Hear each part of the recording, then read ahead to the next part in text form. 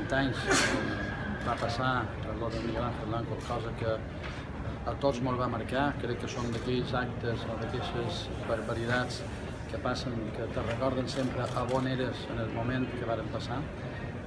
I hem de reconèixer que va ser un moment molt dur, però també va ser un moment d'inflexió, allà on, a causa d'aquesta barbaritat que varen fer alguns desalmats, varen fer aixecar tota la població, sense distingir ideologies polítiques, tota la població en contra de la violència, en contra de la barbàrie, en contra del terrorisme.